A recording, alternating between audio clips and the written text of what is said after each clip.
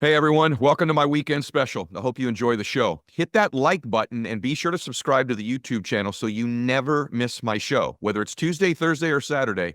Now on with the show. All right, welcome back to the show, everybody. I'm so excited about today's topic. It's probably the number one topic that I get asked about, which is the topic of self-sabotage. What do people do in their life subconsciously and unconsciously to sabotage their success or their happiness, their results in general? I'm going to let you in on a secret. I'm kind of an expert on this topic, and not because I'm so perfect, but because I spent so much of my life sabotaging particular areas that I was making progress in. Whether that was in my financial success, I'd get some financial success or business success, and then I'd sabotage it. Frankly, even really in my own personal happiness and peace, I'd feel like I'd get a little bit more bliss, a little bit more happiness, a little bit more peace in my life. Then I'd sabotage the results. Even some relationships that I've had, I've sabotaged them. So I'm kind of an expert on this self-sabotage thing. I also think I've probably become close to an expert on how to stop it and why it happens in the first place. So what I'm going to give you today is the gift of 7 things people do to sabotage themselves, their success, their happiness, their finances, their body, their relationships. I'm going to give you 7 of them. But before I do that, because I think these 7 things are symptoms that, in other words, when I outline them for you, if you're doing any of them or more than one of them, you are currently sabotaging something. So they're symptoms. But the root cause, the disease, is something that's never discussed when it comes to sabotage. And I want to cover that today. What's going on behind the scenes in our minds, subconsciously, unconsciously, that's causing us to sabotage things? Because if we can identify that, man, we've got a chance of eliminating all of these 7 symptoms I'm going to share with you. And so here's how I look at sabotage. See, our lives are dictated. The most powerful force in our life is our personal identity. Our personal identity is like the thoughts, beliefs, and concepts that we hold to be the most true about who we believe we are or what we're worth. It's our worthiness, but it's even more than that. It's a combination of our experiences, what we're familiar with, what we believe we're worth, our self-confidence. All combined creates our identity or who we believe we are. And our identity is very much like a thermostat setting on our lives. So like in this studio right now, it's set at 73 degrees. I checked it right before I started with you. And what's great about that is that thing's set at 73 degrees. Guess what's going on in this theater right now? 73 degrees is happening inside here. Here's why. The external conditions do not control the conditions of this studio. Right now, it's about 85 degrees outside. Externally, it's really hot out there. But in here, 73 degrees. Because what happens externally does not control what happens internally in this theater. And here's the story. Same with your life. It's not the external things. It's not how other people are treating you or events going on in the world or events going on in your life or circumstances outside of your control that dictates your life. What dictates your life is that thermostat setting, your identity. Let me give you an example. And you've probably seen this before with yourself or friends of yours. See, if you have multiple thermostat settings, by the way, you have an identity setting, a thermostat setting for your happiness, your finances, your success, your relationships, your physical body. You have multiple ones, your faith. Let's just take a few of them. Maybe you've had this happen before in your life, but if you have a 73 degrees success thermostat setting, right? And all of a sudden your business is growing. You're at 80, 90, 95 degrees. Maybe you've got a promotion at work or you own your own business and it's growing. But somehow a year later, it comes right back down to what it was before. Was it all the external conditions? Like if you go, oh, it's supply chain, interest rates went up, the economy changed. It always seems like it those things, but it never is, because even in those conditions, some people are winning, some people are losing. What's happened is your success started to get higher than your thermostat setting, and it becomes unfamiliar to you. You're not used to it. So what do? You turn the air conditioner on subconsciously, unconsciously, and you cool your success back down to what you believe you're worth or your identity setting. You've seen this happen in your happiness level. You really believe identity-wise you're 73 degrees of happiness. I know I've seen this for me, or peace of mind. Maybe you have a friend or you personally that, you know, they're 73 degrees of fitness or wellness or vitality, and you see them and they've lost weight. They're going to the gym. They look ripped and great. And you're like, my gosh, you dropped 20 pounds. You look incredible. And they're at 85, 90, 100 degrees of fitness. And then you don't see them for a while, and you come back in a year and you notice, oh my gosh, they've gained all the weight back, maybe even plus 3 or 4 or 5 pounds. What happened? Because although they changed their workout and their diet, They didn't change the internal thermostat setting. And so at some point, eventually, they subconsciously cooled it back down and they get the body they believe they deserve and their worth. Maybe you've seen this in a relationship. You have a friend who's just their love thermostat is 73 degrees of love in their relationships, or how much they're going to allow themselves to enjoy. And then they've got this new person, this guy or girl they're seeing. You go to dinner with them. They're so happy. They're all lovey-dovey. They're at 90, 100 degrees. He or she's perfect for me. They're my soulmate. They're amazing. You're like, oh my gosh, they finally found 100 degrees of love. But if inside there's still a 73 degreer, you come back in a year, maybe you haven't seen them, and you're like, hey, what happened to so-and-so? Oh, it didn't work out. We grew apart. We had different values. It just didn't click long term. They cheated, whatever it might be. What happened was you turned the air conditioner on of your life and you cooled it back down to what you believe you're worth. So this identity, this thermostat setting dictates everything. So if we can change that thermostat setting, and by the way, there's lots of ways we do it. In my book, The Power of One More, I have entire chapters on how do you elevate your thermostat setting. I recommend you go get The Power of One More, but I'll give you a few of them today. You always hear, you're really the 5 people you hang around the most. Well, why that matters is because people that you hang around that have thermostat settings higher than yours will heat you up somewhere in between their setting and yours. Let me give you an example of what I mean. You can't possibly be, if you're a 73-degree fitness person, you're a little bit out of shape, but you're hanging around and going to dinner and working out with people that are 100, 120 degrees of fitness and wellness and vitality. They will heat you up somewhere between where you're 73 and their 120 is, because you're eating with them, you're working out with them.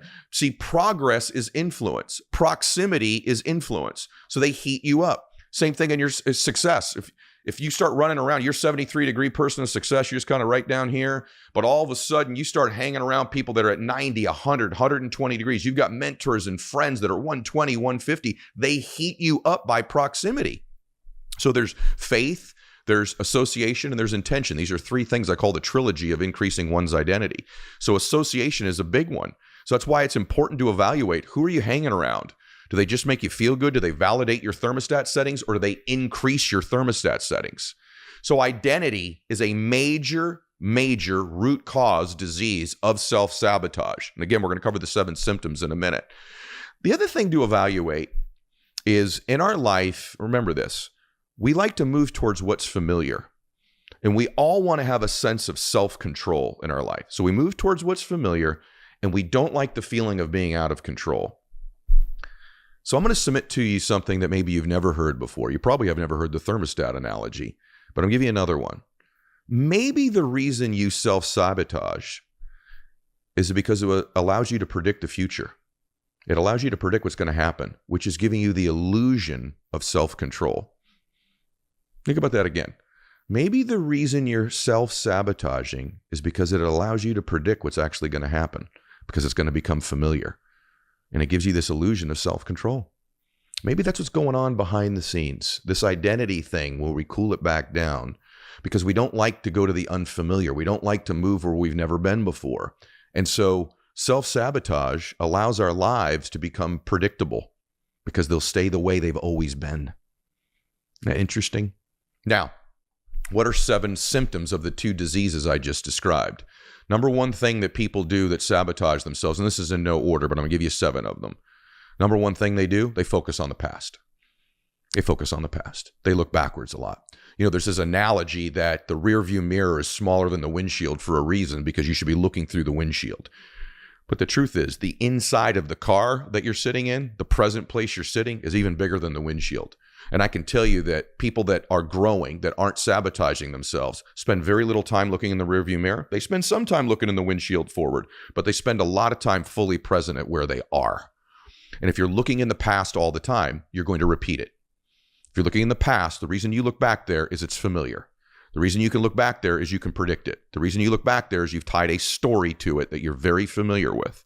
And so people that self-sabotage keep looking to the past and wonder why they can't move into their future. Or every time they step into a new future, they end up sabotaging it because you're bringing the past with you because you focus there. Stop focusing on the past or you're going to be sabotaging. And if you are focusing on the past, you're in the middle of sabotaging something right now. It could be your relationship, your success, your finances, your body, your faith, your emotions. But if you focus on the past, you're going to get more of it. And by the way, even if you're reminiscing about a past that somehow you've created a story that's better than your future, all you're doing is reinforcing the negative emotions of what you have now.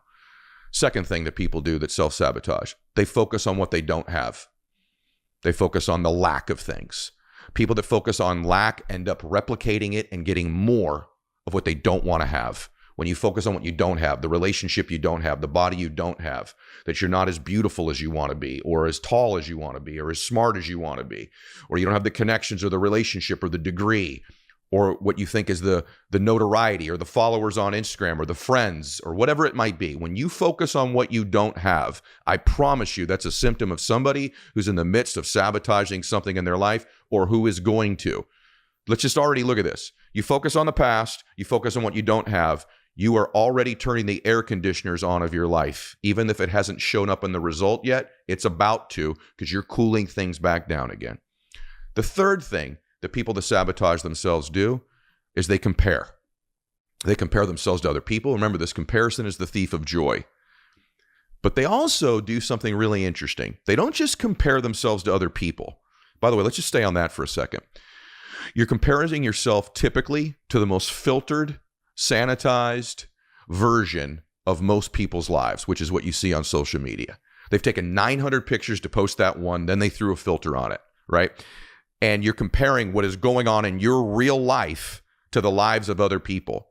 And by the way, I'm going to tell you something. I was at dinner the other night, about 2 nights ago, and I observed this family that was a couple tables down from us.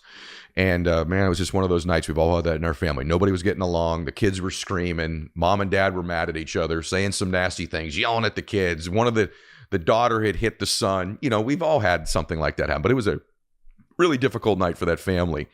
And man, they were going at it. And it was not a pleasant evening. It was not a joyful dinner. There was not a lot of bliss, not a lot of peace. And I remember the little girl actually hit her little brother, and he started crying, and the dad said something he shouldn't have said. Then the mom was mad at the dad for what he said to the child. And then the server came over, and they said, would you take a picture of our family? And then all of a sudden, all the noise, all the chaos, all the anger, all the frustration stopped. And everyone sat down daddy's lap. You smiled. And then they took a picture for 4 seconds. Hey! And it was like this blissful, joyous picture that in no way, I'm sure they posted, in no way represented what was actually going on in that family at any given time during that dinner. It was 4 seconds of a fake picture of emotions that weren't taking place. But imagine if you saw that picture of that amazing family, and the minute you see it, you compare it to your family and the mess that you think it is right now. Or the great time. Doesn't it seem like everyone on social media is on vacation? Everyone's partying. Everyone's somewhere cool. Everyone's got great friends. Everyone looks amazing. Everyone's happy. And then there's you in your real life. That's one way that people compare. Maybe you compare to the version, the mask that most people wear in front of you of how happy and successful and confident they are. And you're comparing their confidence and success, the mask they're wearing, to how you really feel. You know what's the most unfair thing you can do to a relationship that's mature, where you've been in it for 4, 5, 6, 7 years, or 10 years, or 20 years? One of the most unfair things you can do is to compare that time that you're in currently in your relationship to the first 6 months or the first year, when everything was new, everything was blissful. You were getting to know one, everyone was on their best behavior. You had no negative memories at that time. And you compare your current relationship with someone to the exact same relationship you had with them, except when it started.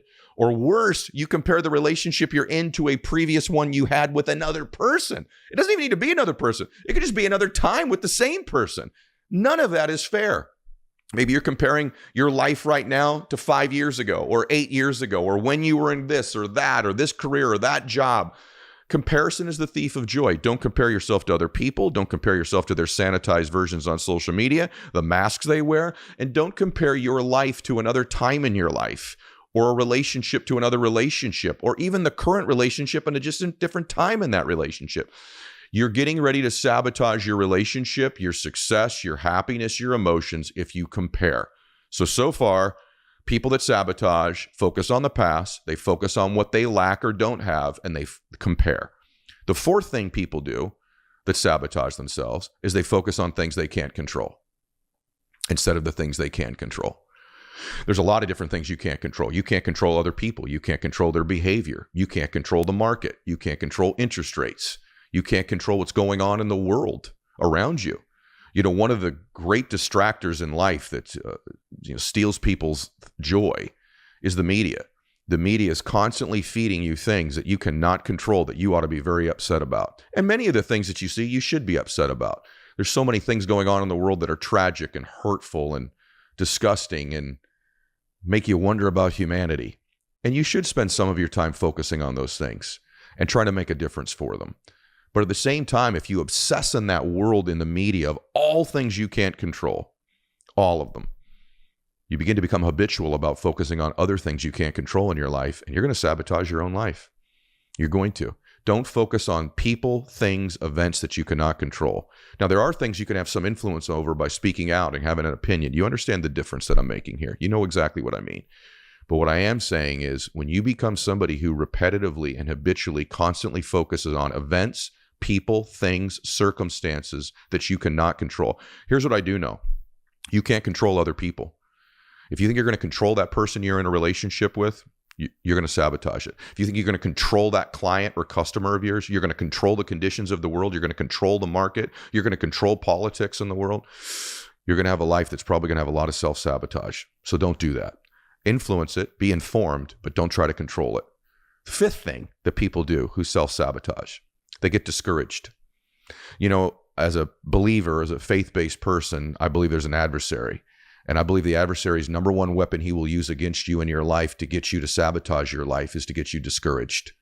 If I can just get you down, I don't have to get you to completely fail. That's the easy way. I just need to get you discouraged. I need you to lose an account. I need you to miss a sale if I'm the adversary. I just need someone to say something mean or negative to you. I just need a couple letdowns to happen. If I can get you discouraged, you'll sabotage the rest of it for me if I'm the adversary. So people that sabotage themselves, they get discouraged. And what discouraged means is they lack courage. Discouraged. So the antidote to that is to stay courageous, is to feel fear and step into it anyway, is to feel the rejection and move forward, is to have the sale not won or the close not happen and learn from it and grow from it rather than be discouraged from it. So the fifth thing is people that sabotage themselves get discouraged. The sixth thing they do, they get distracted. They don't focus on the things they can control and they get distracted. They get distracted by social media. They get distracted by the media. They get distracted by what other people are doing. They get distracted by habits that don't serve them. One thing I would encourage you to do is make a list of the things that typically distract you. There's 3 or 4 things that constantly distract you from where you're going or what you want. If you're in a relationship, maybe it's being distracted with other people. If you're in business, it's being distracted with the media or social media. It may be in the gym and you're not training as hard as you want to because you're distracted by watching television instead of getting up and going for your workout. Whatever the thing is that distracts you, make a list of those things and do everything you can to eliminate or reduce them and self-sabotage. These symptoms begin to go away. Remember, these are the symptoms of the greater disease of the thermostat and the illusion of control. And then 7, believe it or not, one thing that people do that get a lot of self-sabotage in their life is they get a little bit of success. They just get a taste of success. And that taste of success, they cool it.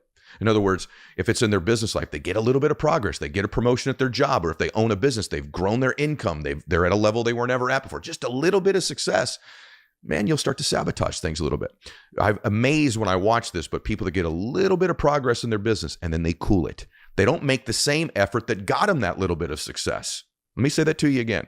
The very thing, the effort you made, the behavior, the relentless pursuit that got you that little taste of success, you stop doing or reduce the amount of the thing that got you the success in the first place, and now you're sabotaging the very success you got. Believe it or not, one of the big instigators of self-sabotage is a little bit of progress, a little bit of success. You cool it. Literally, you cool down your life with the thermostat setting. That term, Dan, don't cool it, doesn't just mean stop your activity. Cool it means you've cooled the life back down, the success back down, the body back down, the emotions back down. You've started to cool it down because guess what? That little bit of success is unfamiliar. And now you want that illusion of control that I talked about in the beginning. I'm going to get this back to what I'm used to because I can control it. I can predict it. So it's subconscious, but you literally stop doing the things that got you the little bit of success. The very thing you would think we would all, wouldn't we as adults go, well, I did this, this, and this, it got me that result. I will do more of it to get more success. But most people, once they get a little bit of progress, a little bit of success, not only not even do the same amount, they do less of it. They celebrate too long. They cool it down. They do less of the very activity that produced the result in the first place. And it becomes this like chasing their tail thing where they do something to produce a result or an emotion or something in their body, and then they do less of it. Take your body.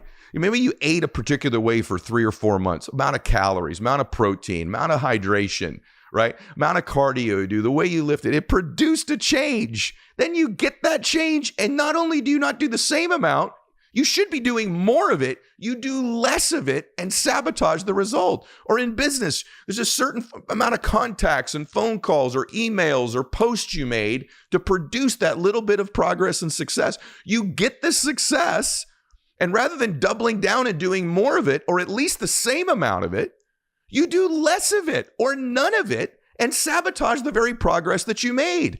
That is the absolute manifestation of turning the air conditioner on and cooling your life back down.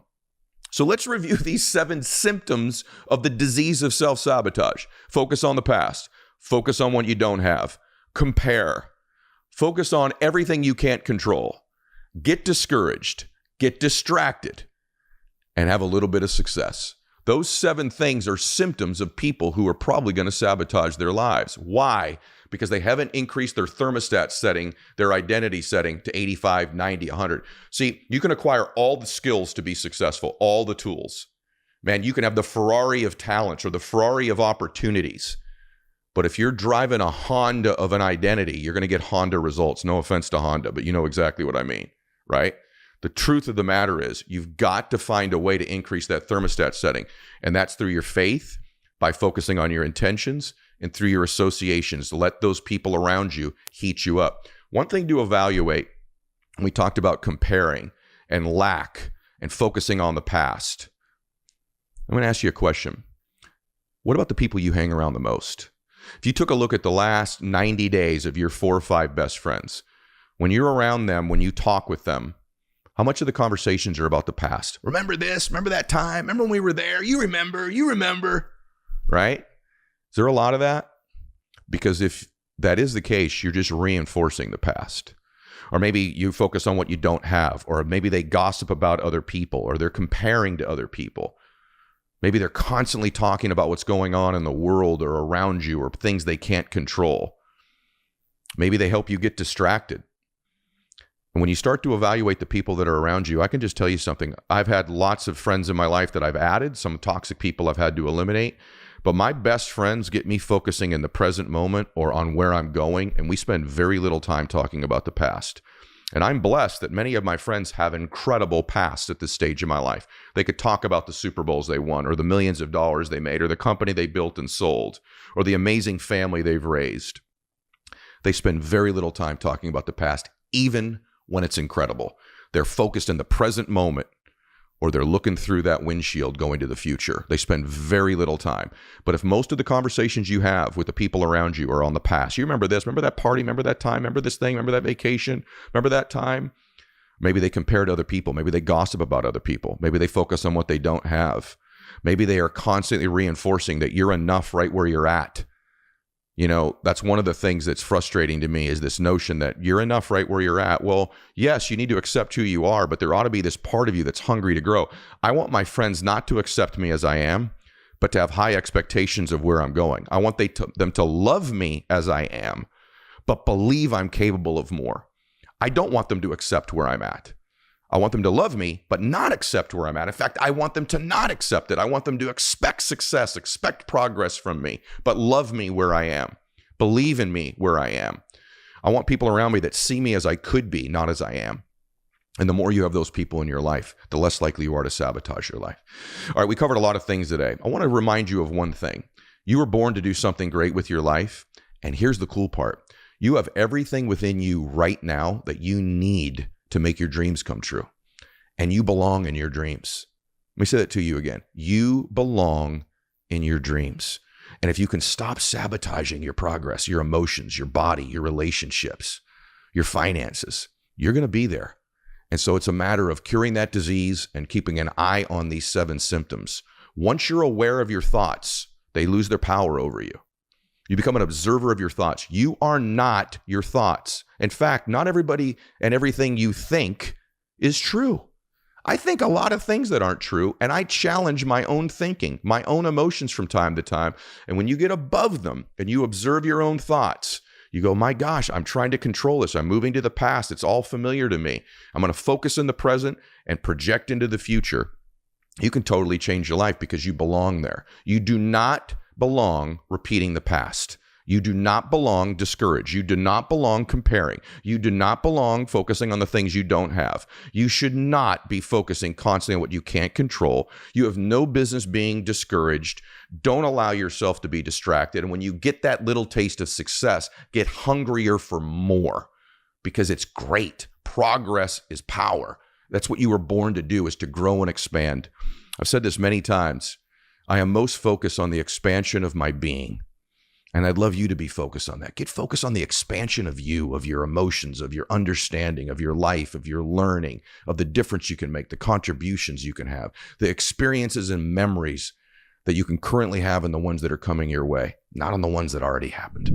I'm a big believer that identity drives so much of our lives.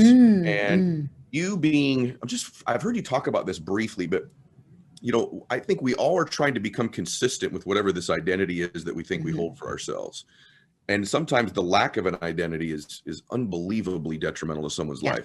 And I've heard you talk about this, being from South Africa and watching what they tried to do with Mandela. And so could you speak for a minute about the power that identity has over us and a little bit of how we can at least be more aware of the identity we hold and how we can change it to serve us if we need to?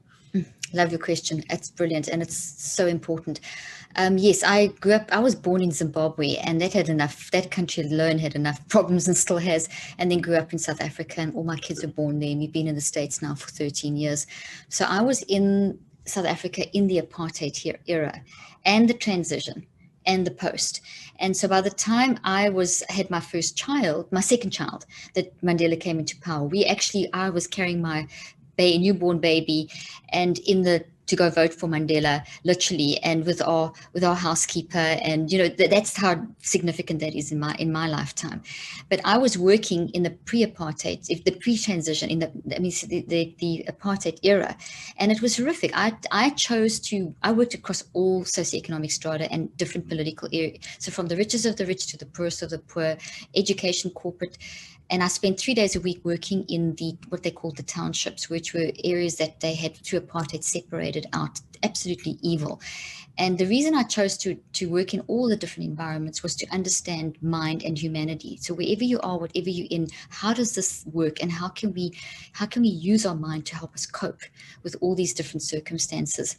So in terms of identity, absolutely, what you experience in your nurturing and in the environment that you grow up in is definitely going to affect how you see yourself, because every experience is converted through think, feel, choose into brain. So you can imagine a massive forest, which is your non-conscious mind, NON, and that massive forest is filled with all different shapes and sizes of trees, and in between the green trees you've got these little black trees, and maybe there's a big clump and maybe there's a little one, and some trees are little and some green little black trees from a recent experience, and some very big ones from some long established experience. So something like racism would be a very, very dominant cluster of dark black trees oozing the warning signal of all the anxiety and the stress and the terrible things that come from something as evil as racism, which is pervasive and affecting ability to actually how you see yourself. And so every bit of nurturing is built into your brain. Every experience is built into your brain. So this forest is influencing. In the middle of the forest, just to give a visual, we have this wired full of optimism bias. So I always explain it like a strip of trees that are perfect. So in the middle of the forest, there's this untouched area that's just perfect. And that's where we want to really access that. So if you're flying your helicopter, which is you in life, you're flying your helicopter, and you kind of, as you develop self-regulation, you don't just fly your helicopter and bash into a tree and crash, which is what we do a lot of. That's messy. We want to know how to not do that. So self-regulation teaches us how to fly fly with a pilot and co-pilot. So we're flying over this forest and we're looking at where whatever smoke signals are coming up, where the signals. And if you see there that there's so much of that particular type of black cluster of trees, dark, and that's influencing how you see yourself. Your identity's been affected. But if you look at if you really dig deep, and you'll see the middle part of the forest, which is you, it's Ed, who can do something else that no one else can do. But there's these traumatic experiences that are affecting identity. So they can block, and they can become so big that they can actually build like a black wall against the green forest. So it's almost hard to see who you really are because you're so busy being involved in that you're stuck in that cluster. So that's why I say you've got self-regulation is not sitting and walking amongst those trees and getting lost, which is what we do, but it is actually getting in the helicopter and flying above and saying, okay, self-regulate. What am I doing? Why? And the only way you can get to the trees and the forest and all that stuff is by looking at the warning signals. So these we track, and then you would pay attention, gather awareness of 4 basic signals. The first is the emotional. So let's say that you're feeling a high state of anxiety, that could be, or depression. Now, depression and anxiety are not they're not illnesses.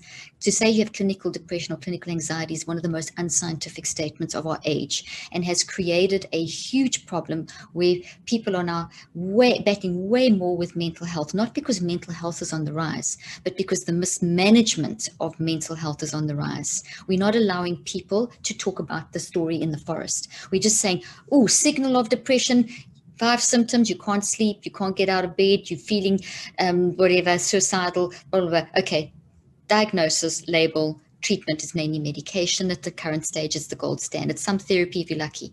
Okay, and that very often the therapy is putting a band-aid on the wound because they don't deal with the whole origin story. That's terrible. What we have to do is we have to say, okay, so there is this signal.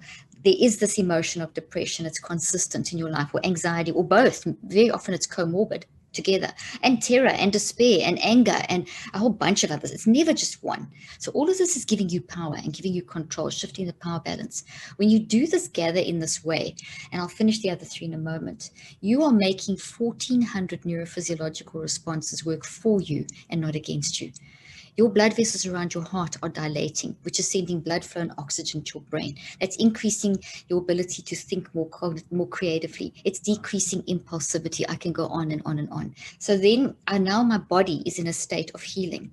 But when I suppress it, if I don't gather awareness, if I just suppress it, my 1,400 neurophysiological responses will work against me. So now my blood vessels around my heart, for example, one of the 1,400 will constrict. That means less blood flow, less oxygen to the brain, increased impulsivity, decreased cognitive flexibility. That's just a few. There's a lot more, but I'm just giving a few not to overwhelm. So I stay in a state of increased vulnerability to disease by 75 to 98% if I don't gather awareness. But if I gather awareness, I shift that. The moment I gather awareness, in milliseconds, I've gone from brain damage to brain healing. In seconds, in milliseconds. It's phenomenal. This is how important mind management is. Yeah. So then I gather, and this is not hard. It is hard, but it's not hard. It's hard because we have got we want quick fixes. There's no quick fix when it comes to mind. This is a lifestyle. So you gather awareness of your emotional stuff, the depression, anxiety, label it, be specific.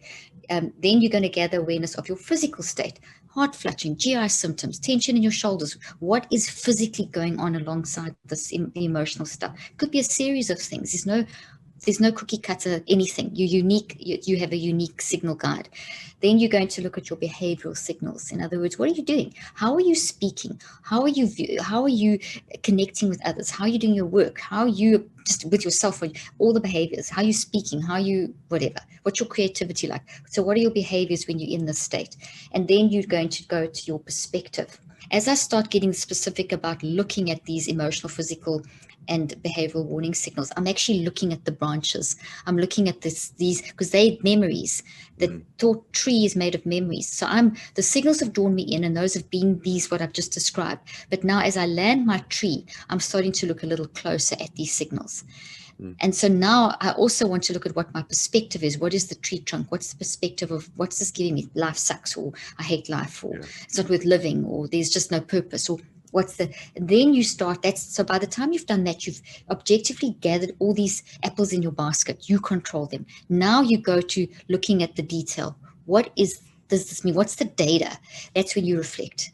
So reflect is ask, answer, discuss. Ask, answer, discuss. Put the thoughts on trial. Do that autopsy, that mental brain surgery without the blood. Why? And then you answer why, and you discuss why, and you dig. Anyway, so when you write, you can write in lines, but I would recommend you learn how to make a metacog. It is unbelievable. In therapy, when I used to still practice, we would have people battling with schizophrenia, which is not a disease. It is a broken mind. It is someone who's gone through so much trauma that they're disassociating, their mind's disassociated. It's a symptom of an underlying trauma. And very often they can get multiple personalities because it's coping, it's pure survival. So this system of the neurocycle, in the extreme form, we would use that. And by the time we got to writing, I could have a subject who had split their personality, their minds because of trauma, as they're writing onto in the metacog, which is a pattern in the middle on branches, like a tree, like a branch grows.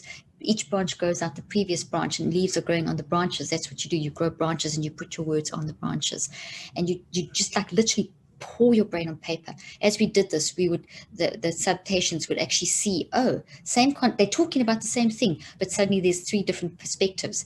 The 4th step is then to recheck. It's to look at what you've written. The 3rd step's messy. It's like words all over the place. The 4th step is where you start connecting. What are the patterns? What is the antidote? What do I need to reconceptualize, see it differently?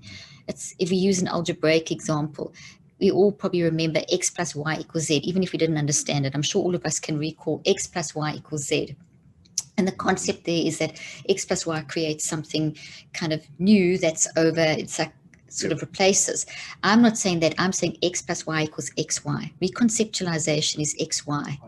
Because it's your story that you don't want to just, Z, I'm putting a Band-Aid on. I'm not fixing the issue. And that's what, if you just do like 10 CBT, cognitive behavior therapy, not that I'm saying it's bad, you can use CBT, but CBT fits in step 5 if you want it to work for you. You've got to first find out what's going on, and then but if you just, or positive affirmations, people use, they're feeling terrible, or they want to achieve a goal, 10 of those in the morning, 10 at night, it's a Band-Aid. It's not going to be sustainable, because you have to find out what are you trying to drown with the affirmation. So if you want the affirmation to work, you have to go through the neurocycle, then the affirmation will work as a 5th step. That's how you've got to change perspective. Hey, I want to jump straight in. I've had a chance to get through all the way through Power One More. Good. And I got to be honest with you, it's by far one of my best books this year that I've been through. I haven't seen so much packed into one set of bookends, and I don't know how long. Yeah, it's a lot. Yeah. One of the things that's stuck out to me is this: intention is the currency of identity, or changing your identity. Mm-hmm. Explain that to everybody, because I thought that was powerful. Well, I didn't learn. It's not mine. I learned it from Wayne Dyer, actually. I probably have made it my own, but many, many years ago, I was running on a beach in Hawaii. I met Wayne Dyer. He ran by me. We ended up sitting on the beach together for about an hour and a half. I was very young. If you don't know who Wayne Dyer is, Google him. He's one of the icons of, thought leadership. Anyway, when we were done, he goes, "Ed, you're going to change the world." And I don't know if he said that to a lot of people or not, but to me, it was incredible. Yeah. And he goes, "And you're just this big brain, the way you speak and make people feel things. And, you're a very talented man." And he goes, but that's not why. Yeah. And I said, well, he goes, "And please never base your self-confidence on, or your identity on, your abilities or your achievements." I went, well, what the heck are you supposed to base it on then? And he said, in your case, your intentions. You have a warm, huge, beautiful heart, and you want to help people. And your intentions are so huge, they're so beautiful, that's why you're going to change the world. Always focus on your intention. There's a power to intentions. He happened to be writing a book by that title at the time. Long story short, it was the first time someone had complimented me where I believed it. I've never believed I was that smart or that special or that talented, but I did know I had a good heart. And so since that day, for the most part, man, even preparing for something like this today, my confidence, my identity comes from my intention to serve, my intention to make a difference. So many people are chasing that tail of, once I'm achieving something, once I'm really great, then I'll have confidence. That's not where mine comes from. Mine comes from intention. And that's what I recommend in the book. Yeah, no, I love that. It's interesting to me. I was just thinking through that, we didn't get a chance because the event was so busy. Right. And packed. We didn't get a chance to spend a lot of time together, but you and I have a lot of similarities in our backstories. You told me that, but I don't know what they are. Yeah. Yeah. So my father was an alcoholic for a number of years, and I watched him really struggle back and forth to try to get a handle on it. Mm-hmm. And, when I was thinking through the intentions, I remember him actually having a similar conversation that your dad had with you about, I'm going to try one more time. Really? Wow. Yeah. And lo and behold, Did it work? It did. It did. Yeah, he's been sober for 35 plus years. Fantastic grandfather and the whole deal, man. Thank God. That's wonderful. Yeah. Yeah.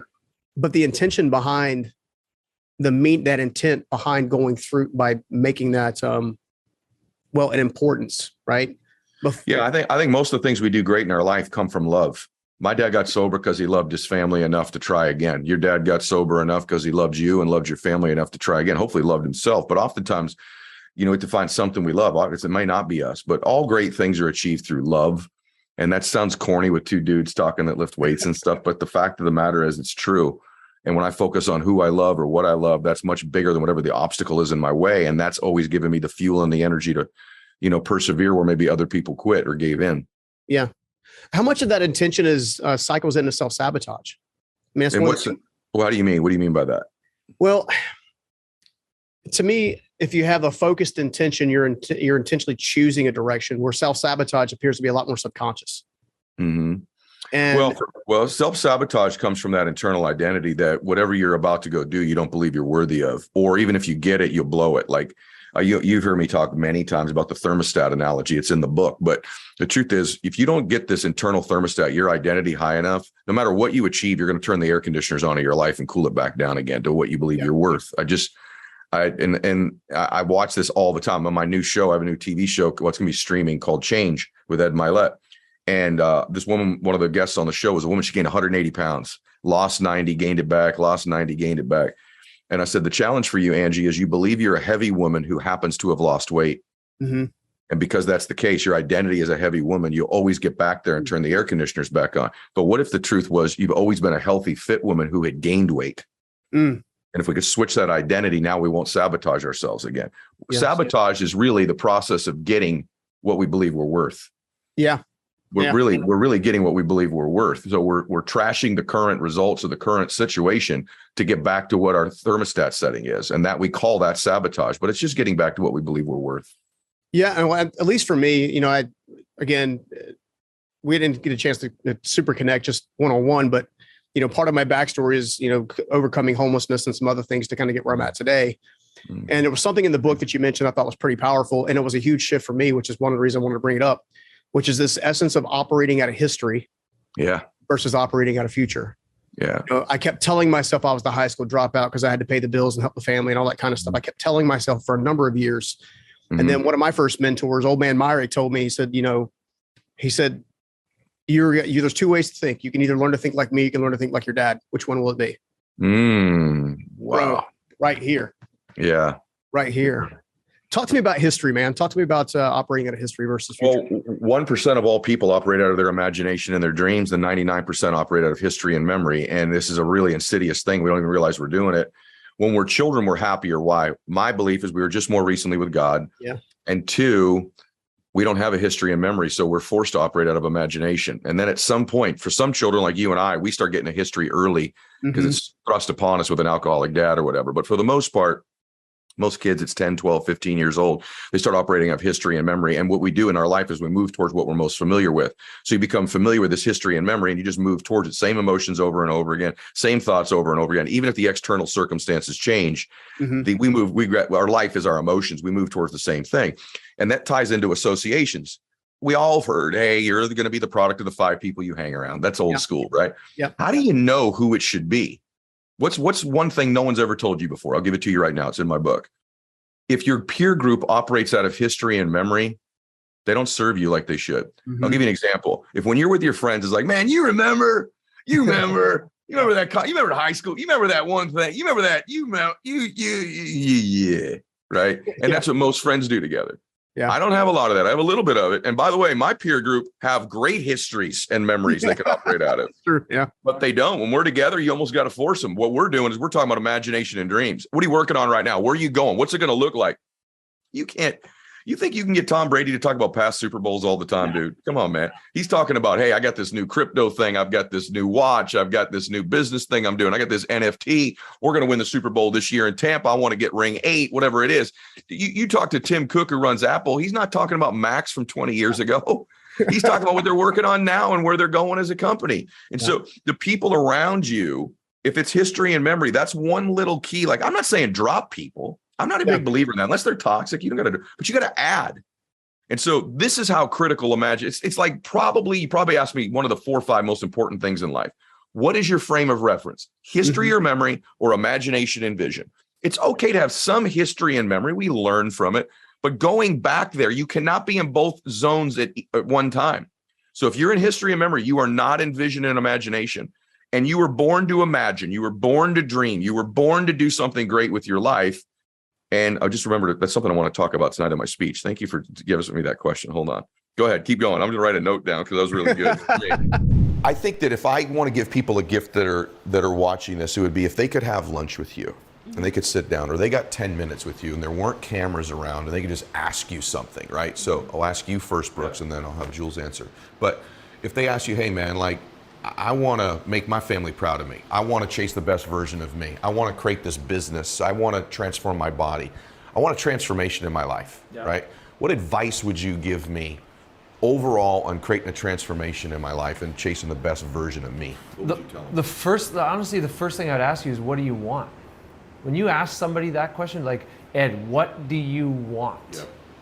You, and people give you a little sheesh. No. You, just you, in your life. And sometimes it takes a while for people to get the courage to get it out. And to get clear, And get specific. It's very general too much. Yeah, tell me exactly what you want. Yeah. Okay, you want it? Why do you want that? Great. That's what I start in my life. What do I want? Why do I want it? This is what I want. I don't know how. But this is enough for me to then apply my intelligence and my resources and everything to figure out and execute that. But you need to know first, man. You need a target before you can release. If you're pulling a bow, you need somewhere to shoot it before you let it go. So I like asking people that question, what do you want at your core? Yes. Don't BS me. I can see through that. If you're taking up 10 minutes, you got 10 minutes of my time, let's go, let's get to it now. Yeah. And then everything else is a distraction. Everything that doesn't lead to this exact thing that you just told me is a distraction, even though you might like it. Maybe it's part-time, maybe get rid of it. As Tony says, burn the boats. Yeah. You know, like my parents had that conversation with me at the supper table. Like, what if you can't be a hockey player? Like, Dad was a principal. He's like, you should have an education in your back pocket. I'm like, Dad, I'm gonna be a hockey player. And he's like, well, what if you don't? What if you hurt your knee? I rehab it and I become a hockey player. And I burned the boats. I got rid of this is what I want. And I didn't know how, but when I was 14, I didn't know how I was going to make the NHL, but the NHL was already in my hands. I owned it. I owned it. It was mine. My friends that would try and get me to drink or go to parties or smoke, still some of my best friends in my life, they were my groomsmen, but they tried to get me off that path. But I was like, you guys don't even know it. I'm 5 years away from this in the NHL. I'm 14, but I'm 19 in the NHL already. Like, I knew what I wanted. Didn't know how, but I knew what I wanted and I knew why, because it was how I was going to express it, was what I needed to do with my life. So I would try and get that out of a person, and everything else is a distraction. 100%. I posted today, I made a post. I said, the extraordinary are fueled by why, and the average are always stuck with how. And so, and what I find when I ask people that question, it's why I don't do it on the show anymore. I've had too many, even of my own guests, when I go, what do you want? And it's very vague. Yeah. It's very vague. Yeah. And so the rarest thing is to ask somebody that question, they can give you a specific, clear, compelling answer. The other thing, like you posted that today, I posted yesterday, if you're gonna have one thing in your life, you're gonna have one thing, have a magnificent obsession with getting better. Bingo. Whatever it is, whatever's like you wake up, and that's what I'm doing now. If I'm not in hockey, I'm following the flow of my life. What do I gravitate towards?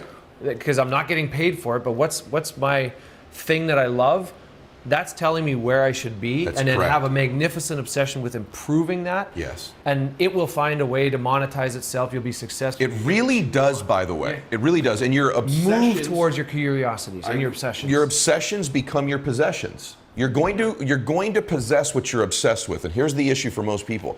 They're obsessed with their fears. They're obsessed with what they're worried about. Yeah. They're obsessed with what other people think about them. They're obsessed with all of these things, and you end up possessing these things. You said earlier, and I fully believe, that we are so much more capable. Yes. Than we even know. There's so much. There's even in you. I mean, you've been uber successful in your life, and man, you're just starting to scratch. Like there's so much left, and my wife too, and me, like people, we're doing well, and a lot of people are doing well, but we are so much more, and it just fires me up and lights me up to even think like just ripping that open. What does that even look like today? Even that thought, like think bigger. My wife is great at this. She challenged me at this. She thinks so big.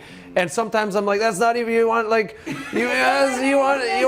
spaceship with a hot tub and a yard? Like, I don't know what you want here. Like, I don't even know where we're going here. Come back to Earth a little bit. So good. But like, we think big like that. Elon Musk and I, we get it. It's awesome though. Just because it's gonna pull you higher, and you need to get like you are. I just believe, man, that people are life can be so much better. You're so much more capable. Just sink your energy and your time, your intensity, your passion into it. Everything else is a distraction. Dude, you're firing me the heck up right now. Fun. I'm serious. And by the way, and like, Do you just want to move though? yeah, You just wanna I move? kind of want to like punch, slap, know. go do something big with you right now. I know. But like, but what's interesting about that, just and I'm gonna let Jules wrap things up on that. But like, I just want to tell you all this too. Like, watch what we're doing to each other here. The other thing I want you to see, amping each other right, is up. I want you to find mentors and friends who can stretch and move and motivate you, not just always validate you, not just always make you laugh. Hey, bro, good to see you. I have tons of friends like that. People say, oh, drop your friends. No, you don't have to drop any friend in your life. But you got to add people who stretch you and push you and get you to visualize and inspire you, right? Like that's part of the formula. And if you don't have them, you got to do it yourself for now, but still be seeking out those people. So, Well, and they, people always say that, like with like celebrities, oh, people are always being the yes man, but we have yes men in our personal lives too. So like Yes. that is exactly Isn't that what so you said, true? you So know, true. and it's like, it's not just celebrities, it's everybody. Like we have yes men all over the place. Yeah. Like stop validating me, tell me what to do. Like just actually like call me out. there should be some friends you have where like you got to clean up the house before they come over, man. Like you should have some people like, hey, there's some still people you want to have your A game for in your life, right? So this is unreal. I'm just telling you straight up. Like I'm like, this is unreal. I feel so blessed. But I want to finish with you. So it's hard to add to any of this. I know it is. You know, It's but great. you've had all this experience. You've traveled the world. You had this amazingly unique childhood. You've attracted this dream man. You've had all these achievements, and you're remaking yourself again, which I admire so much. And in 5 more years, you'll be remaking again. I know that. But what advice would you give to, maybe it's a woman, I don't know, that's listening to this and says, hey, I want something special in my life. What would you say that maybe we haven't added yet? What would you add to it? Is there something? I mean, the first thing that just popped in when you were talking just now was that it is about reinventing yourself all the time and continuing to grow. I think, a lot of people are like, you've changed, and your response should be like, thank you. And it's and it's amazing that, we tell ourselves our stories of who we are, but that's who we were. Like we're continuing growing and like becoming the people that we're building, and like as we become the person that we're becoming and the achievements and the things that we want, it's not about what we want, it's about who we want to be when we have all of this. And so I think at the end of the day, like it always comes back to us, and it's like what is it, like not what is it that I want to be, but who is it that I want to be. And I said it, I think at the very beginning when we were talking about how we met, what you put out into the universe is what you're going to get. And if you're putting negative thoughts, if you're saying like, I don't know how to do this, I can't do that, I can't do that, instead of like visualizing, putting your goals, like do a 1 year, do a 3 year, do a 5 year, do a 10 year, do a like 1 month, and do small achievable goals so that you can actually attain them and celebrate them and realize like I have the power to do these things. And then you get this confidence of who you are, and then things just start happening. Like it's an amazing thing, whether it's God, the universe, whatever you believe, your own innate willpower, whatever you put out, you're gonna get. And so, like, put out some good shit, guys. Jules, you're so right. Like, you said something else there I just want to layer on. Like, I'm just moved. I just gonna be honest, that's so damn good. But You also said earlier, you said something, you said, I'm enough. At one point, you're enough. It's like you have to accept right now you have everything within you need to go win. You're all you need to be right now to go win. You're getting better to prepare you for the next moment and the next moment, right? And one of my sorry, I cut you off. One of my favorite analogies and visualizations of this is if your cup is full and somebody's pouring into it all this information and like more, like, you know, I can help you with this, and it's just overflowing. You're like, I can't deal with this. This is too much. It's too much. It's too much. You sometimes just have to pour it out, and then you can start filling up again.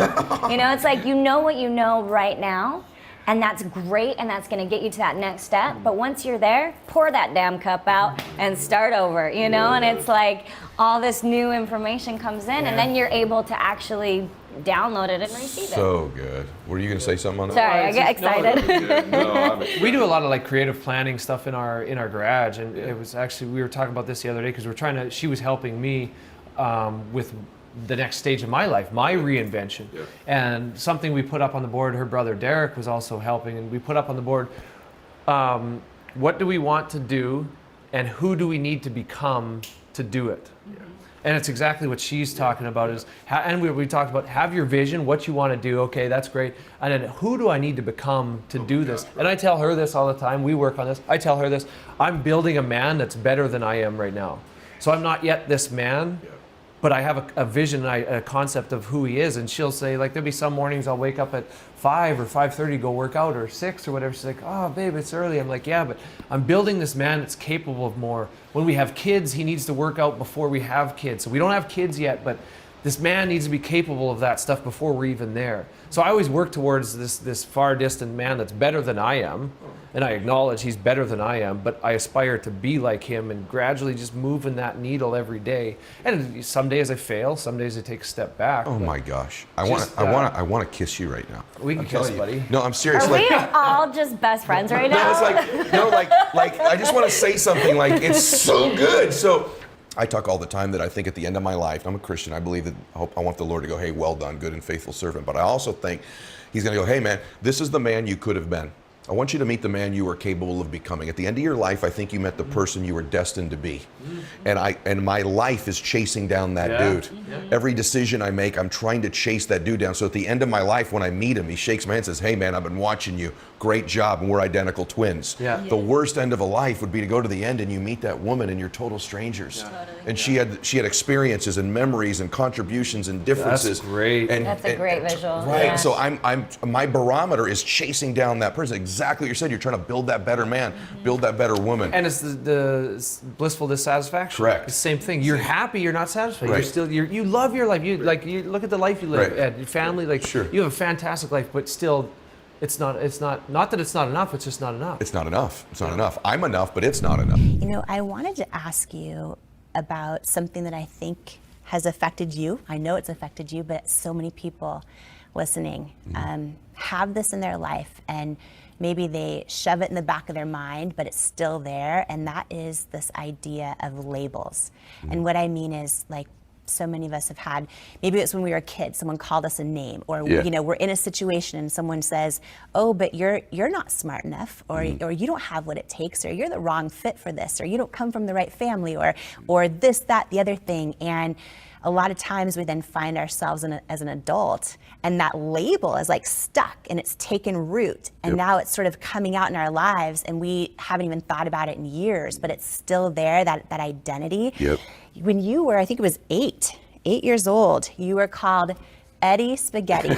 Eddie Spaghetti. Can you share how that happened and how you did or didn't let that label take root? Yeah, I talk about this in the book a lot too, is that, and how to overcome it, which I have. That part of me, I've leveraged into something pretty strong. But I talk about in the book that a lot of the beliefs we have about ourselves were installed in us, our identities, these thoughts and concepts we believe to be most true about us, our worth, they were installed in us when we were defenseless as kids.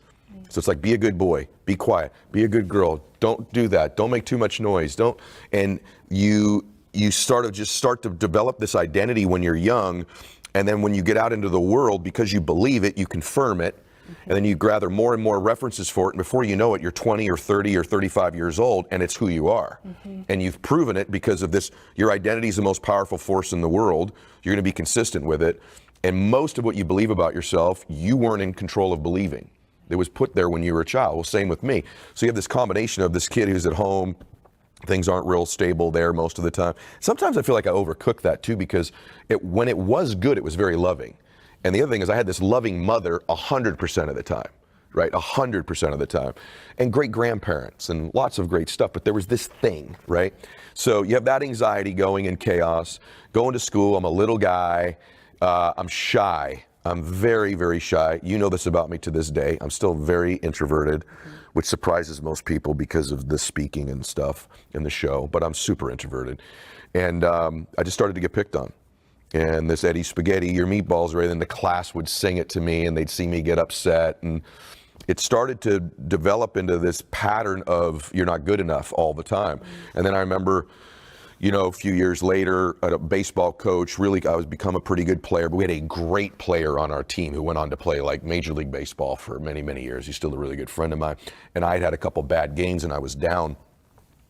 And our coach pulled me into his office. He was sort of a mean dude. He's a good dude, but he was a tough dude. And he pulled me into his office. He goes, "Hey, Eddie Spaghetti, this is now I'm a teenager." And he goes, "Did you ever think that maybe you're just not as good as him? Like you going 0 for 3, like you can go 0 for 3, he can't. So why don't you just accept the fact you're just not that good?" This was my coach, right? And I remember just walking out of there like, whoa. And then I've shared with you another story that when I became a speaker, someone that I looked up to was like, you know, you're really not that good. You know, like I can't even listen to you for more than about 15 minutes. And then, I used to think, is there something on me that's like, you can just punch me? Like, is there something about me? Like people think they can just tell me these things about me. What is it about me? Because other people aren't, what I found out is other people are hearing similar things. And the truth is I just started to go, I actually asked myself a question that I say in the book. I don't really believe that many good things about myself. What would I need to believe about me that would serve me? What would I actually need to believe about me that would cause me to change the way I show up in the world? What would I need to believe? And all of a sudden, I started to really think about that. How would that guy walk? How would that guy talk? I'm doing an impersonation of this insecure guy. I'm doing an impersonation of a shy person. I'm doing an impersonation of someone who doesn't have confidence. It's an impersonation. It's not who I really am. Well, maybe I can begin to impersonate the person I want to be. And I actually started to impersonate him a little bit. Not fake it, but like, you know what? He'd walk with his shoulders back. His voice would be a little bit deeper than the one I'd walk around with. He'd think certain things about himself.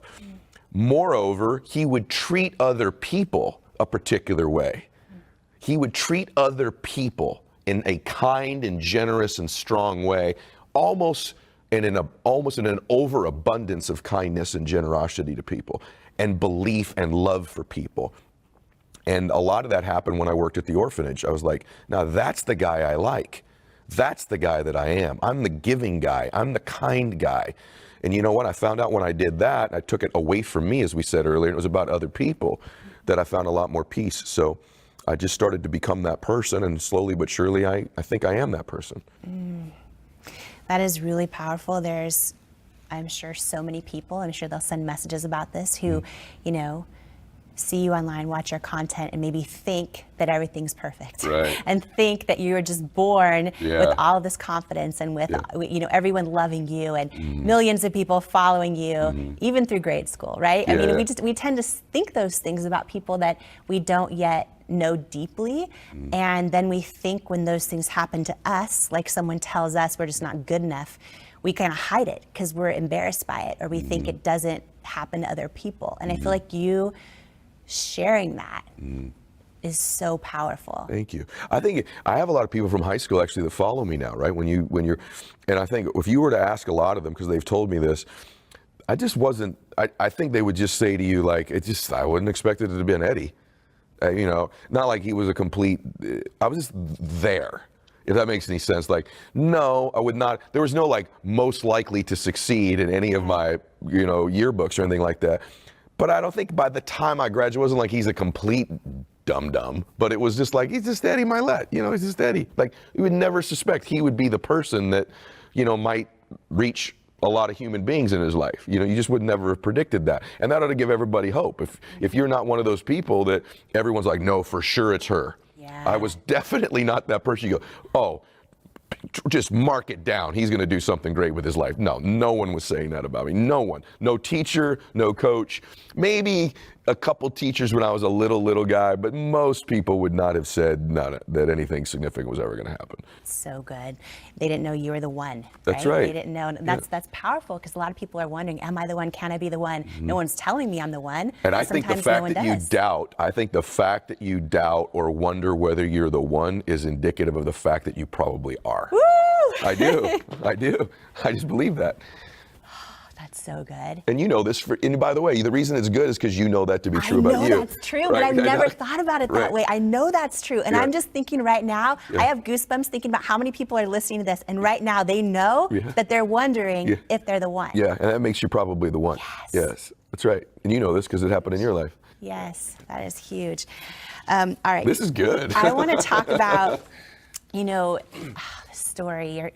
Can you share with everyone this story? I feel like someone needs to hear this today about your first grade teacher. Yeah, Mrs. Smith. Yes. So, I'll even elaborate on it a little bit. So I had no confidence at all, and I was getting picked on. This is what I think happened.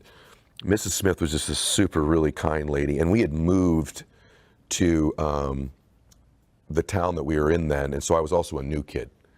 On top of being small, on top of being Eddie Spaghetti, on top of being insecure, on top of leaving many mornings where my dad maybe didn't come home the night before, or there was just turmoil the night before.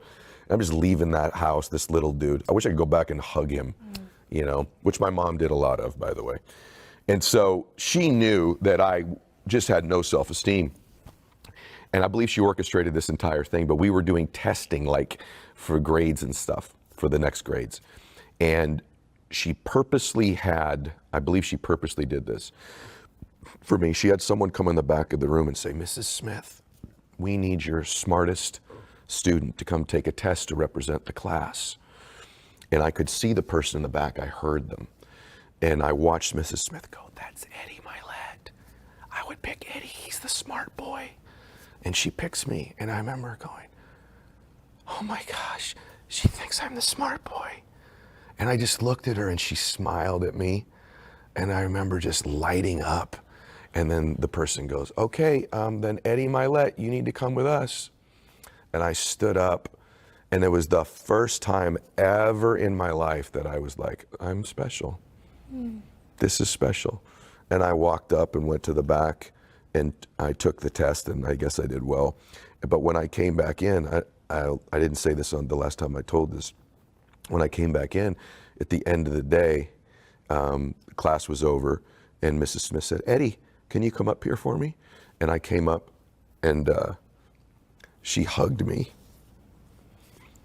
And she goes, you're so special and so smart. You're the smartest boy. She just like hugs on me for a minute. And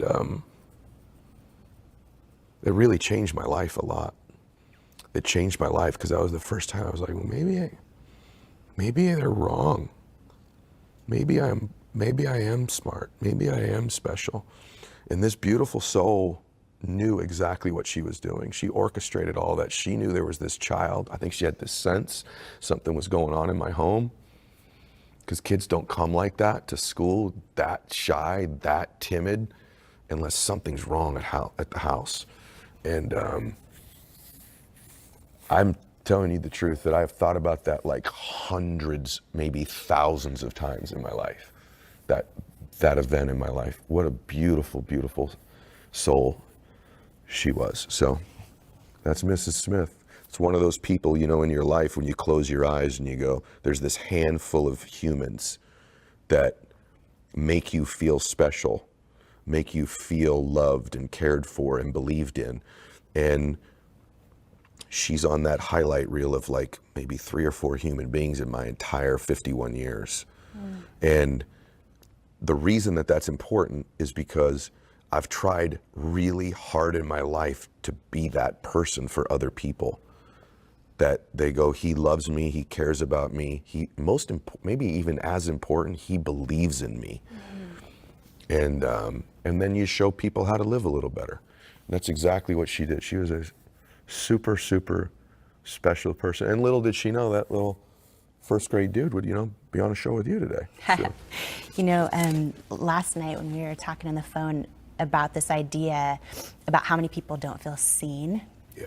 And I'm just imagining like the power, right, of her seeing you. First time anyone saw me. I was telling you last night that a lot of my work in my life has been, I don't know why it makes me so emotional, but a lot of my work in my life has been about helping people that perform pretty well perform their best. Mm-hmm. And the more and more I've been doing what I do, the more it's occurring to me that that's my role is a little different. And that is that there's millions and millions and millions of people, maybe more than ever in the world, that were like the first grader, me, but they're 30 years old. You talked about this recently and it just struck me. This isn't a frequency thing necessarily, but why are so many people, and you said you had a little of this too, or maybe a lot of it, they're in their own way. They're their own biggest enemy in life. Yeah. Why? How? I think there can be multiple reasons, but self-doubt is a really fascinating thing. It really comes down to what voices you allowed to determine your identity. All of us have a series of voices that speak to us from childhood all the way through life. But those voices do not matter until you accept them as your voice.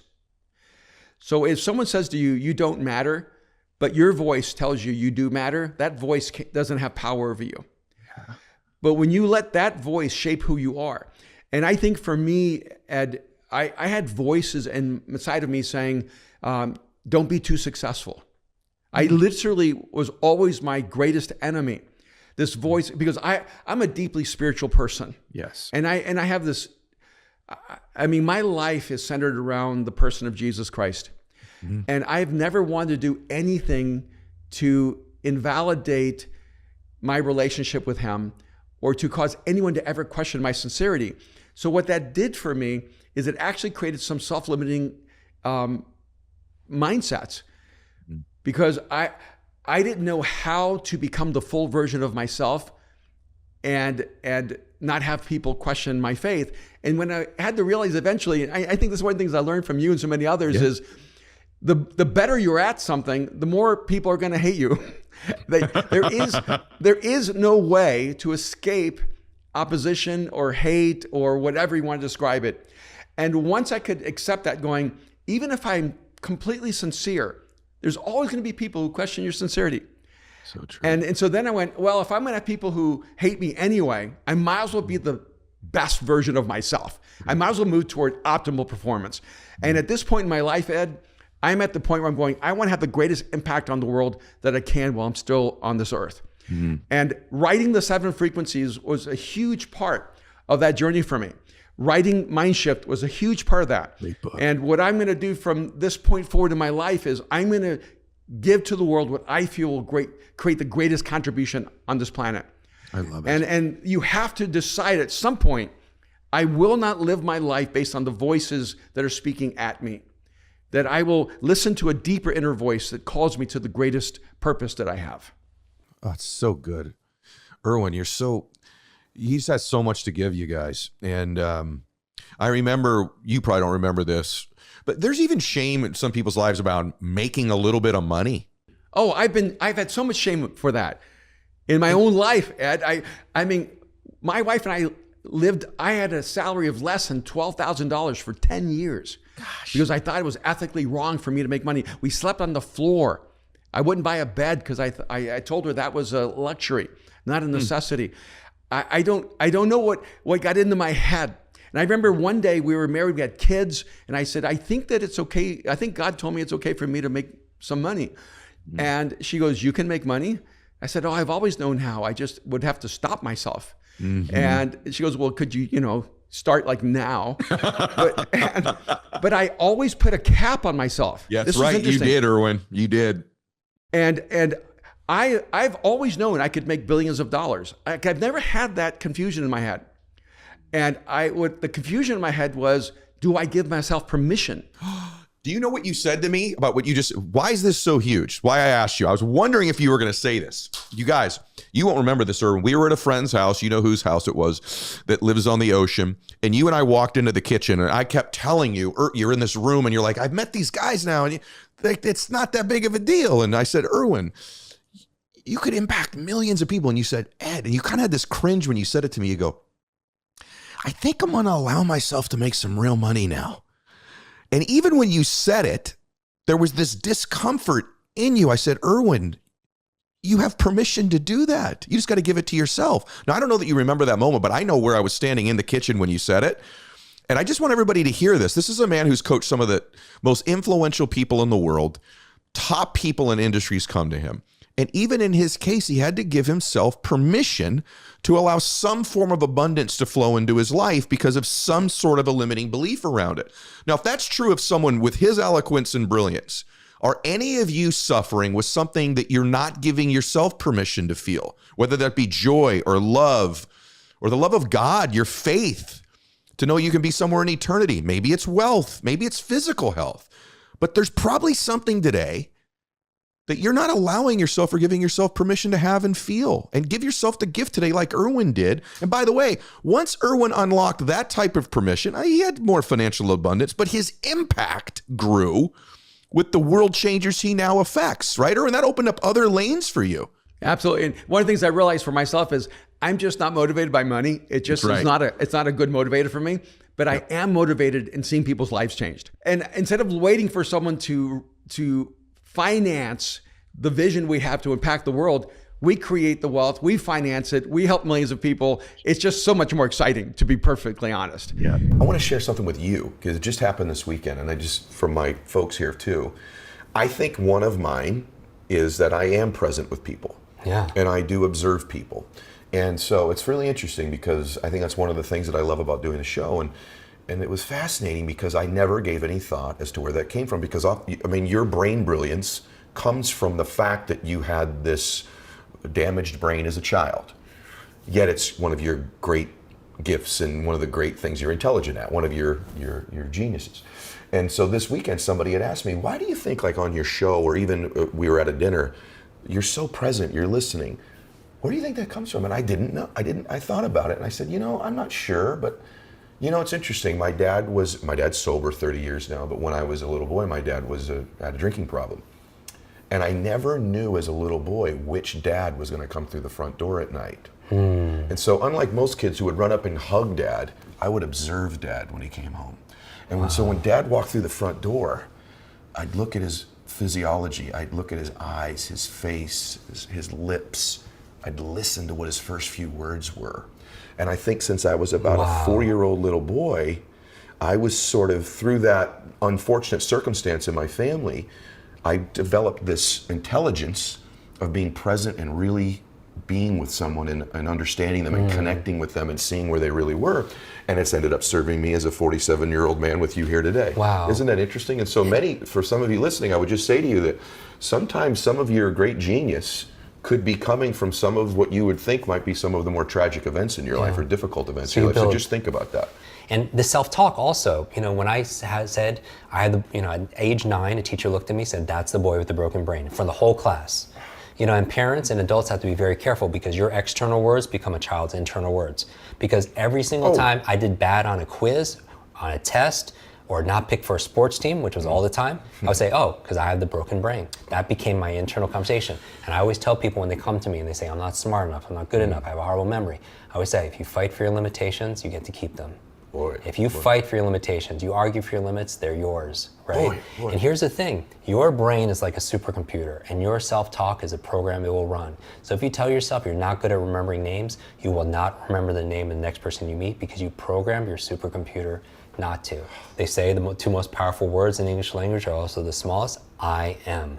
Because whatever you put after that, complete that sentence with, is going to determine your destination, your destiny. I'm so glad you're saying this because this is typically said by you know what I mean, by motivational people or inspiring people. Now we've got a brain person, science telling you this is a fact. So your identity is this. So let's say at a simple level, let's say people want to change their behavior, they want to stop procrastinating. Yes. But their identity is, I'm a procrastinator. Yes. Ooh, that's going to be a tough one. Yep. They want to change a behavior like, oh, I want to stop smoking. But their identity is, I am a smoker. Wow, Right. that's going to be a challenge, Yes. right? So here's the thing. The reason why I bring these distinctions up is because it takes the self-loathing or the judgment out of it, because you don't have to, if you're not good at something, you could say like, oh, you could address the level that's holding you back. Finally, below the level of behavior, and this is a big one, is the is a level of environment, because you could, the behavior is you want to stop smoking, but the environment is you're around a lot of smokers. Because it's not, here's the thing, the people you spend time with is the people you become. You know this, you teach this, because your mirror neurons are always imitating what's around you. And that's the thing. So I want to sensitize you to, because often the people that hold us back are the people that love us the most. You nailed You know, it. because you know why? They're like, oh, you're going to another event, you're listening to another podcast, why are you reading another book, spending all that money? Right. And they can have good intentions. Sure.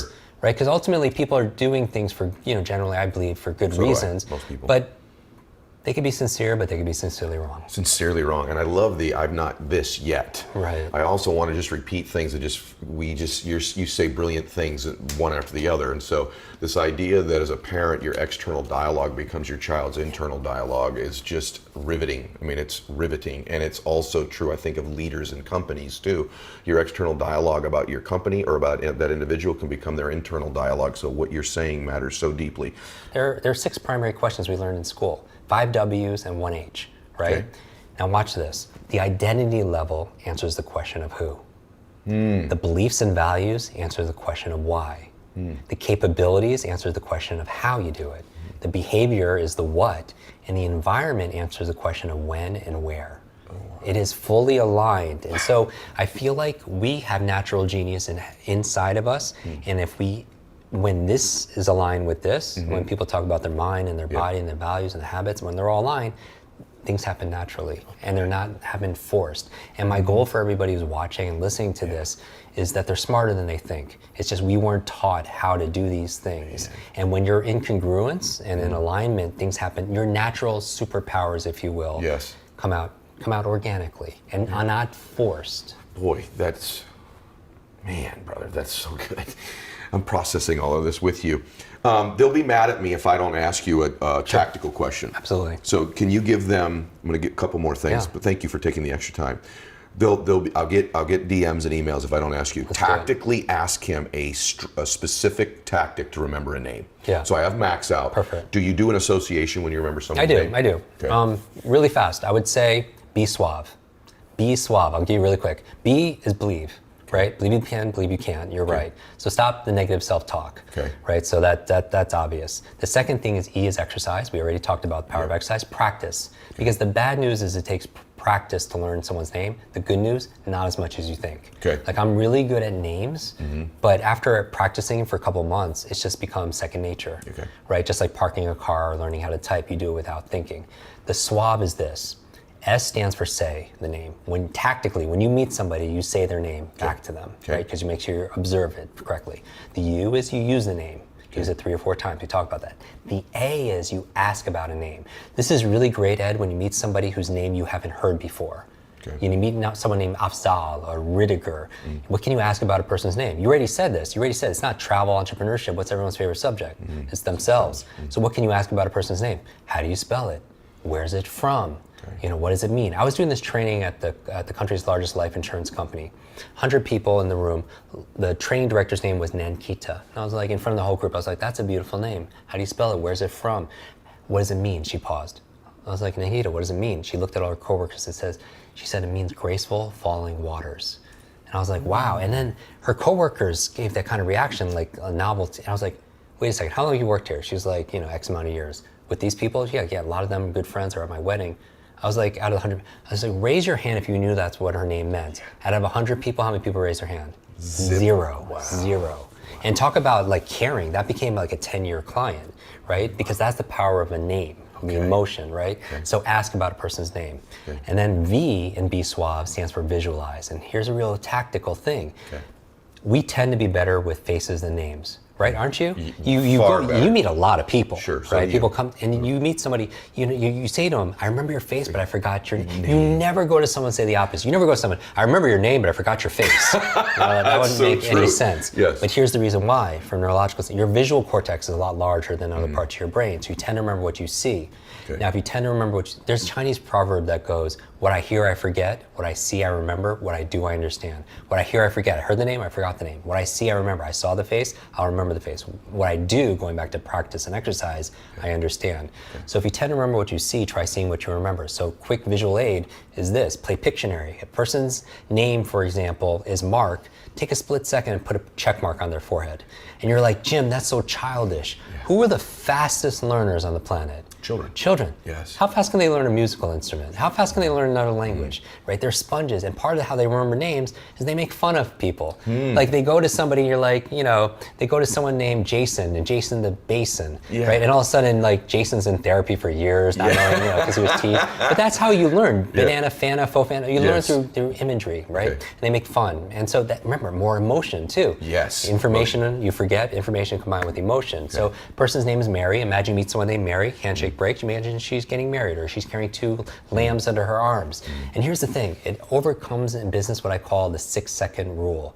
Somebody tells you something important in a conversation or their name, you have 6 seconds to do something with it. Otherwise, what happens? You lose it. It's gone. Out of your working memory, short-term memory, it's gone. Got it. So this helps you to focus uniquely on both the person and also the name. So if a person's name, for example, is let's say Carol. Imagine they're singing Christmas carols. Yes. Right. A person's name is Mike. Imagine them jumping on the table, singing on a microphone for a split second, and then when you say goodbye to them 20 minutes later, you're like, "Oh, that guy was singing on the karaoke on the microphone. What's his name?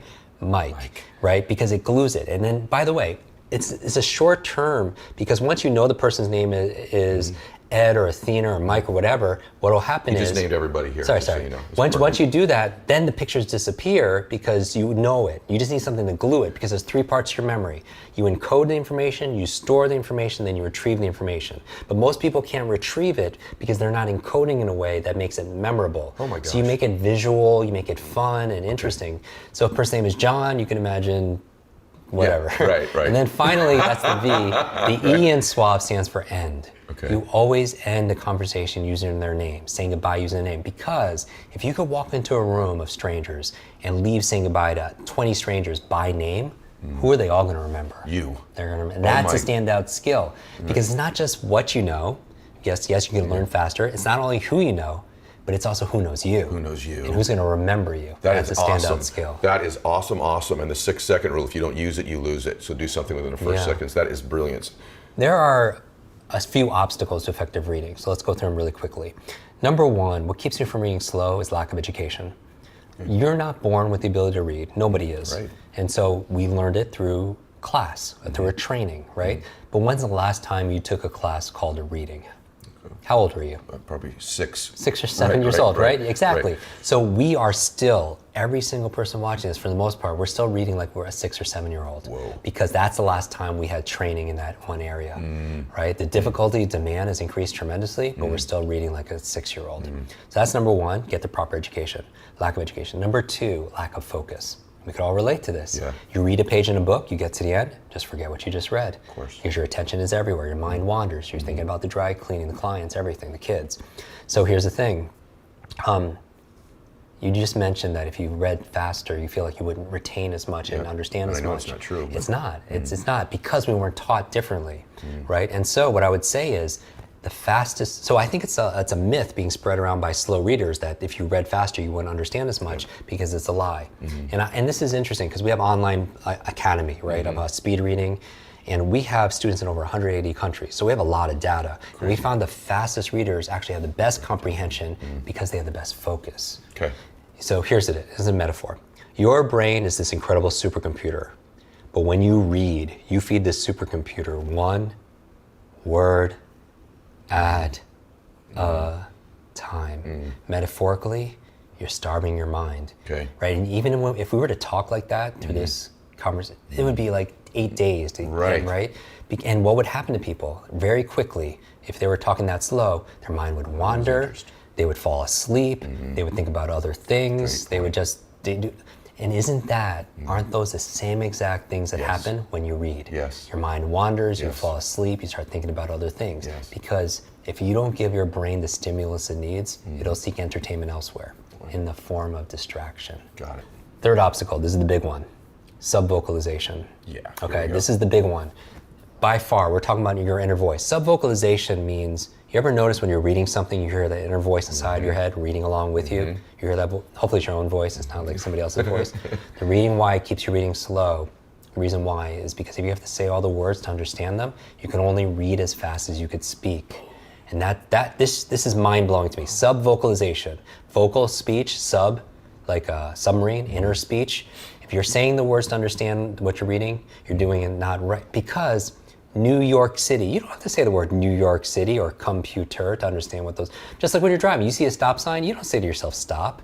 95% of the words, do you understand what that stop sign means though? Yes. 95% of words are words you've seen before, you don't have to pronounce the words. You know, leaders are readers, right? You read a lot, Tony Robbins read a lot, you know, like Oprah reads a lot, Bill Gates reads a lot, like John F. Kennedy, you know, leaders are readers. He was a very fast reader. He was said to have read every morning 6 newspapers with 1 cup of coffee.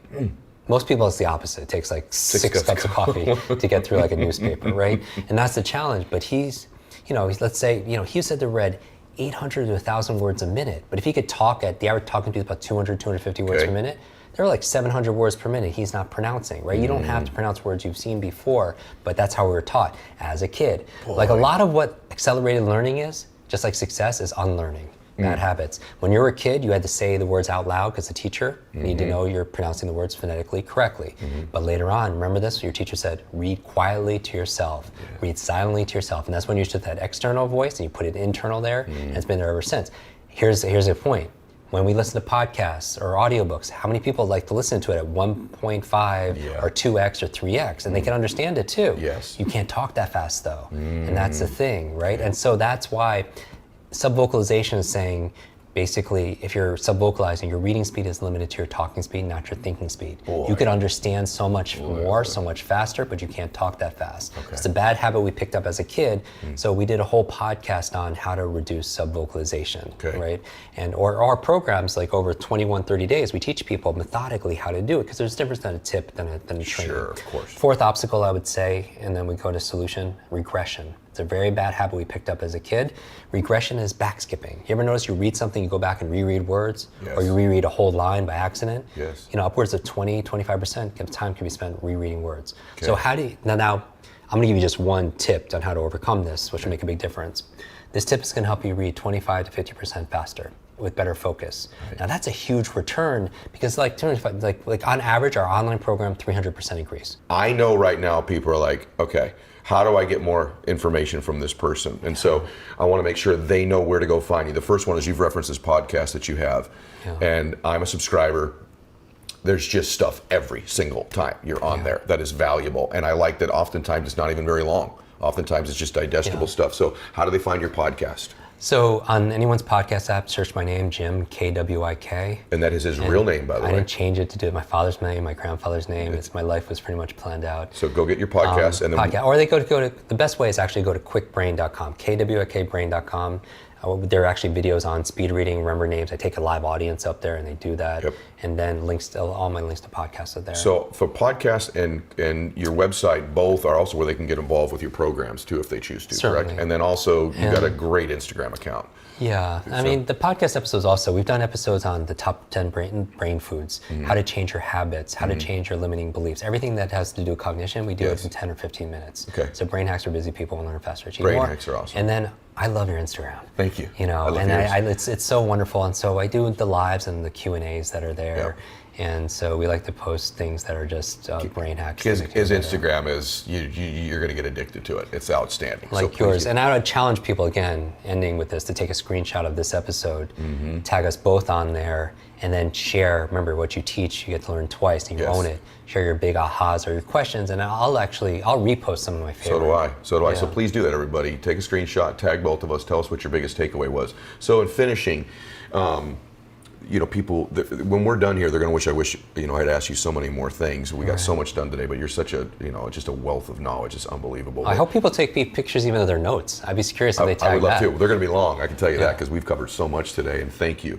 But I think probably, one of the things I think most people that are listening to this, they're trying to change things, whether that be a habit or change their life in general.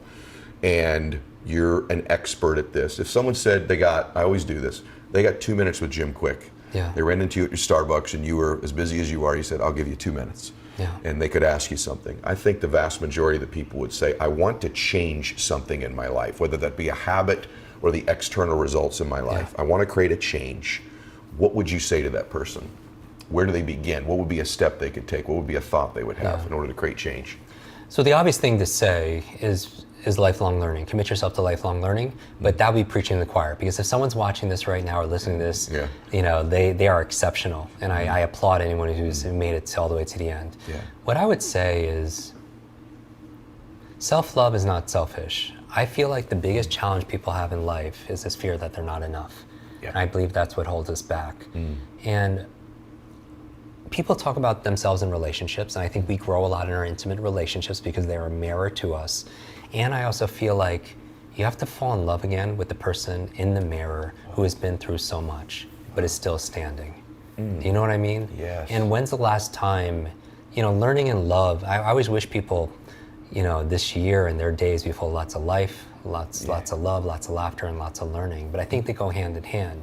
And self-love, it's kind of, I don't want to, people could put it into a hold hands and sing Kumbaya, but I'm saying do the things that you would do for yourself, because I feel like we're only happy when two things happen. This is my advice.